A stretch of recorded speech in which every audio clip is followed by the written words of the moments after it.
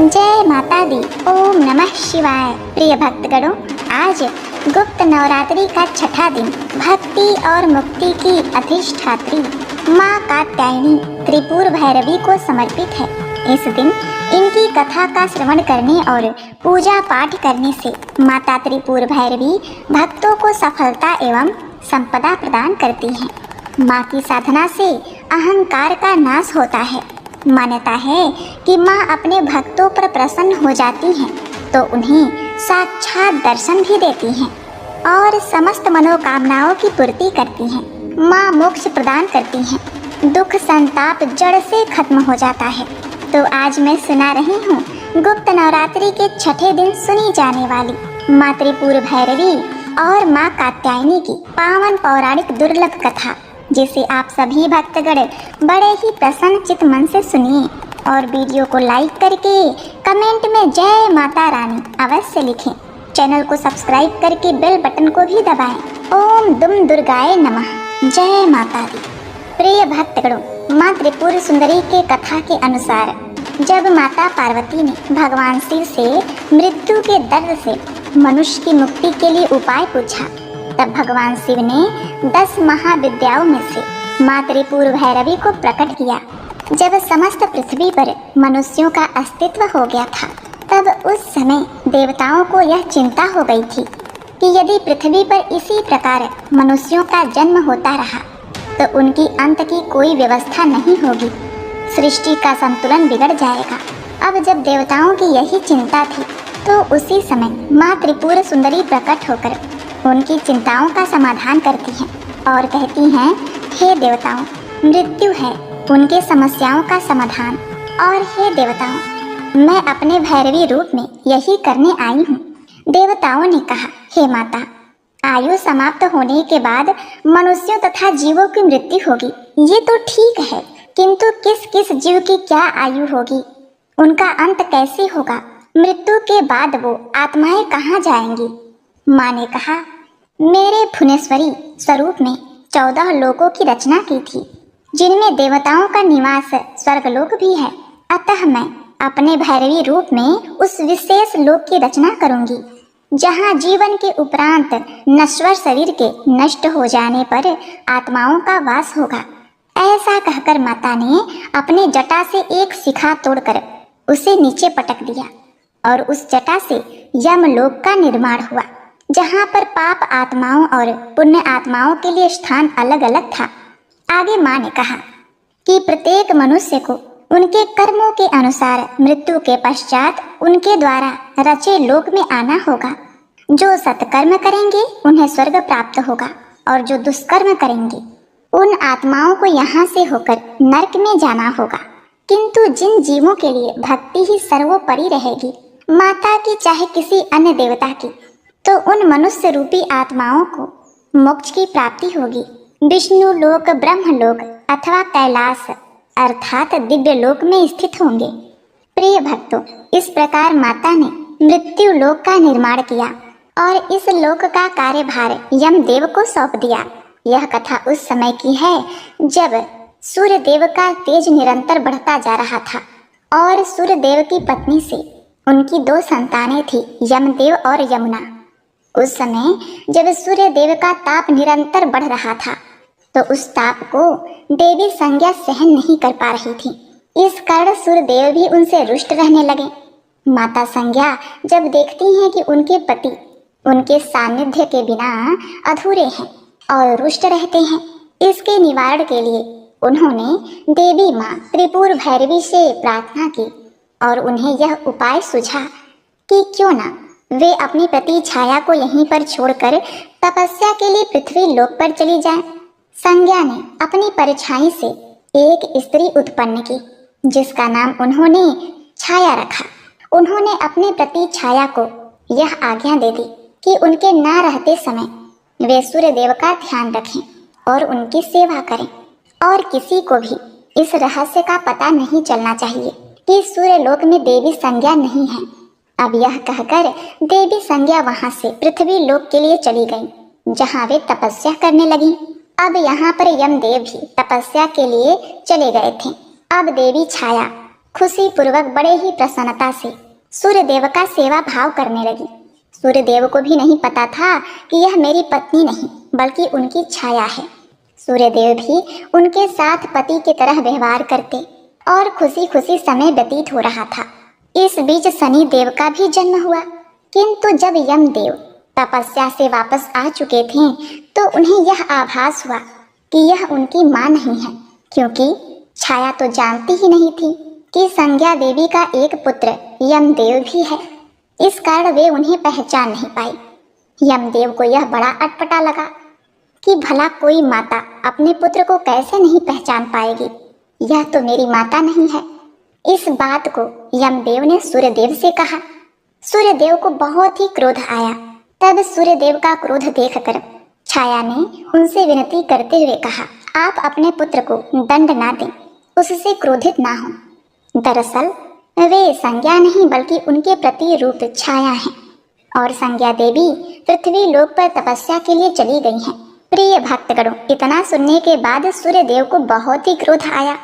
अब वे अपने ससुर विश्वकर्मा जी के पास जा पहुंचे और उनसे सारी बातें कहने लगे और क्रोध में उनके शरीर से अद्भुत तरंगे निकलने लगी और वे तरंगे एक जल पात्र में जाकर इकट्ठा होने लगी। यह सब देखकर इस समस्या का एक उपाय सूझा। उन्होंने सूर्यदेव के ताप को कम किया और जल में स्थित उन अद्भुत किरणों से उन्होंने देवताओं के लिए अस्त्र शस्त्र तैयार किया और वे अस्त्र शस्त्र देवताओं को उन्होंने भेंट भी किया, किंतु जो उस पात्र में बाकी की ऊर्जा थी उससे उन्होंने अनजाने में ही एक पाश का निर्माण कर दिया। अब सवाल ये उठा कि यह पास किसको दिया जाए। जब बारी बारी करके सभी देवता उस पास को लेने के लिए आगे बढ़े, उस पास ने देवताओं को स्वीकार नहीं किया। उसे तो अपने स्वामी की तलाश थी। अब उसी समय यमदेव अपने पिता को ढूंढते हुए अपने नाना के घर विश्वकर्मा जी के पास जा पहुंचे। वहीं पर भगवान भोलेनाथ भी मौजूद थे। उन्होंने यमदेव को उस पास को ग्रहण करने के लिए कहा। जब यमदेव ने पास को हाथ लगाया तो उस पास ने उन्हें सहर्ष स्वीकार कर लिया, क्योंकि पास ने अपना स्वामी खुद खोज लिया था। अब इस प्रकार माता भैरवी की कृपा से यमदेव को मृत्यु पास प्राप्त हुआ। ये सब देखकर देवराज इंद्र को बहुत ही क्रोध आया कि वे इतने बड़े देवताओं की राजा हैं, उन्हें यह पास प्राप्त क्यों नहीं हुआ। यह पास एक बालक को ही क्यों प्राप्त हुआ। इतना शक्तिशाली पास इस बालक के पास क्यों। अब इस प्रश्नों के उत्तर के लिए माँ देवी त्रिपुर भैरवी वहां प्रकट हुई। उन्होंने कहा, हे देवराज, यह पास मृत्यु पास है, इसने अपना स्वामी खुद चुना है। और उन्होंने आगे कहा, यम निश्चल और पवित्र हैं, उनके हृदय में कोई भी भेदभाव और कोई भी अहंकार नहीं है, इसलिए यह पाश उन्हें प्राप्त होता है। आगे देवी ने कहा, यम, मैं तुम्हें मृत्यु का देवता और मृत्यु के उपरांत आत्माएं जिस लोक में निवास करेंगी उसका अधिपति बनाती हूँ। आज से वो लोक यमलोक के नाम से जाना जाएगा। ऐसा कहकर माँ भवानी ने सृष्टि को संतुलित किया और जितने भी मनुष्य मृत्यु के पश्चात आत्मा रूपी में परिवर्तित होते थे वे यमलोक ले जाए जाते थे और वहीं पर चित्रगुप्त द्वारा लेखा जोखा करने के बाद यमराज माता की आज्ञा से मनुष्यों को उचित दंड देते थे और उनके कर्मों का फल देते हैं। प्रिय भक्तगणों, इस प्रकार माता अपने त्रिपुर भैरवी रूप में जन्म और मरण को संतुलित करती हैं। माँ त्रिपुर भैरवी के 13 स्वरूप हैं। माता के किसी भी स्वरूप की साधना साधक को सार्थक कर देती है। माँ त्रिपुर भैरवी कंठ में मुंड माला धारण किए हुए हैं। माँ ने लाल वस्त्र धारण किए हैं। माँ के हाथ में विद्या तत्व है।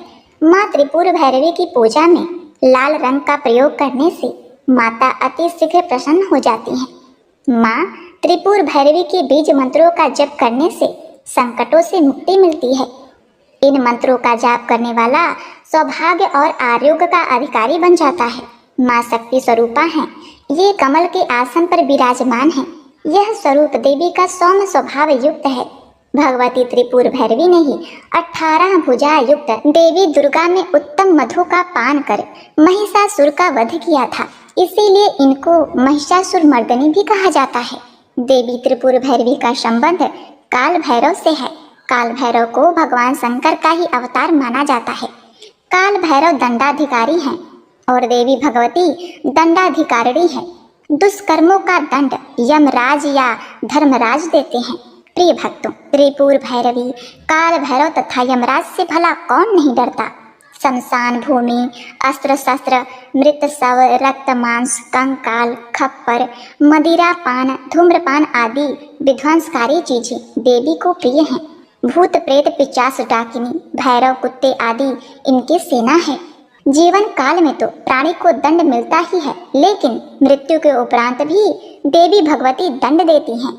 यह मिथ्या जगत देवी में ही विलीन हो जाता है। देवी भैरवी दृढ़ निश्चय की प्रतीक हैं। इन्होंने ही पार्वती के स्वरूप में भगवान शिव को पति के रूप में पाने का दृढ़ निश्चय किया था और तप करके अनंत भगवान शंकर को पा लिया था। देवी के भैरव बटुक हैं तथा भगवान नरसिंह शक्ति हैं। देवी की शक्ति कालरात्रि तथा भैरव काल भैरव हैं। देवी त्रिपुर भैरवी अपने कई नामों से विख्यात हैं, जैसे त्रिपुर भैरवी, कैलाश भैरवी, चैतन्य भैरवी, नित्य भैरवी, भद्र भैरवी, शमशान भैरवी, सकल सिद्धि भैरवी, संपद प्रदा भैरवी, कामेश्वरी भैरवी। प्रिय भक्तगणों, राजेश्वरी नाम से प्रसिद्ध भुवनेश्वरी देवी जिन तीनों भुवनों के पदार्थ की रक्षा करती हैं, त्रिपुर भैरवी उन सब का नाश करती हैं। त्रिभुवन के क्षणिक पदार्थों का क्षणिक विनाश इसी शक्ति पर निर्भर है। छिन्नमस्ता परा डाकिनी थी, यह अपरा डाकिनी है। बराही तंत्र में लिखा है कि त्रिदेव ने प्राचीन काल में इनकी उपासना की थी, इसलिए इनका नाम त्रिपुरा हुआ। ब्रह्मांड पुराण में इन्हें गुप्त योगिनियों की अधिष्ठात्री देवी के रूप में चित्रित किया गया है। रुद्र भैरवी, चैतन्य भैरवी तथा नित्या भैरवी आदि स्वरूपों का वर्णन प्राप्त होता है। इंद्रियों पर विजय और सर्वत्र उत्कृष्ट की प्राप्ति हेतु त्रिपुर भैरवी की उपासना का वर्णन शास्त्रों में मिलता है। महाविद्याओं में इनका छठा स्थान है। इनके ध्यान का उल्लेख दुर्गा सप्तशती के 3 अध्याय में महिषासुर वध के प्रसंग में हुआ है। तो एक बार प्रेम से बोलिए, जय माँ भवानी, ओम नमः शिवाय। जय हो माता त्रिपुर भैरवी, अपने भक्तों को सुख समृद्धि प्रदान करके मोक्ष की प्राप्ति कराना। जय माता दी।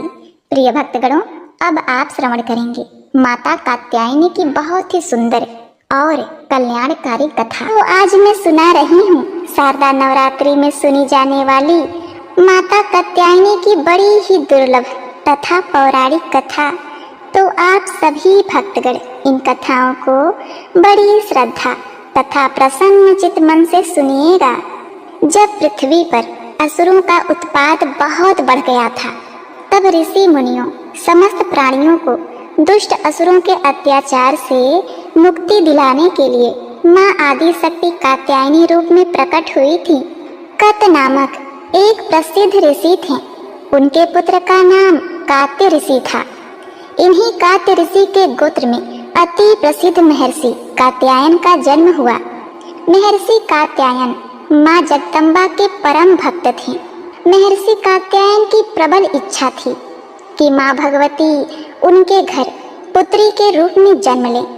माँ जगदम्बा की उपासना करते हुए उन्होंने बहुत वर्षों तक बड़ी कठोर तपस्या की। माँ भगवती ने उनकी तपस्या से प्रसन्न होकर महर्षि कात्यायन के घर में जन्म लेना स्वीकार किया। अश्विन कृष्ण चतुर्थी को ये महर्षि कात्यायन की पुत्री के रूप में माँ जगदम्बा का जन्म हुआ। जन्म के उपरांत कात्यायन ऋषि ने माता आदि शक्ति की विधिवत पूजा का आयोजन किया। शुक्ल सप्तमी, अष्टमी तथा नवमी तक 3 दिन उन्होंने कात्यायन ऋषि की पूजा ग्रहण करके दसवीं को महिषासुर का वध कर दिया था। महिषासुर का वध करने के पश्चात समस्त देव मानव लोकों में माँ दुर्गा की जय जयकार करने लगे। कात्यायन ऋषि की पुत्री होने के कारण ये माताजी कात्यायनी के नाम से विख्यात हुई। इनसे जुड़ी एक दूसरी कथा और भी है। इस कथा के अनुसार महर्षि कात्यायन ने सर्वप्रथम माँ कात्यायनी की पूजा की। इसी कारण यह कात्यायनी कहलाई। माँ कात्यायनी अपने भक्त को निश्चित फल प्रदान करती हैं। भगवान कृष्ण को पति के रूप में पाने के लिए ब्रज की गोपियों ने इन्हीं की पूजा कालिंदी यमुना के तट पर किया था। ये ब्रज मंडल की अधिष्ठात्री देवी के रूप में प्रतिष्ठित हैं। भगवान श्री कृष्ण ने भी माता कात्यायनी की पूजा की थी। इनका स्वरूप अत्यंत ही भव्य और दिव्य है। इनका वर्ण सोने के समान चमकीला और उज्जवल है। इनकी 4 भुजाएं हैं। माता जी का दाहिनी तरफ का ऊपर वाला हाथ अभय मुद्रा में है तथा नीचे वाला वर मुद्रा में है। बाईं तरफ के ऊपर वाले हाथ में तलवार और नीचे वाले हाथ में कमल पुष्प सुशोभित है। इनका वाहन सिंह है। इनकी भक्ति को परिपूर्ण आत्मदान करने वाले ऐसे भक्त को सहज भाव से माँ कात्यायनी के दर्शन प्राप्त होते हैं। माँ कात्यायनी की भक्ति और उपासना द्वारा मनुष्य को बड़ी ही सरलता से अर्थ धर्म काम मोक्ष की प्राप्ति होती है।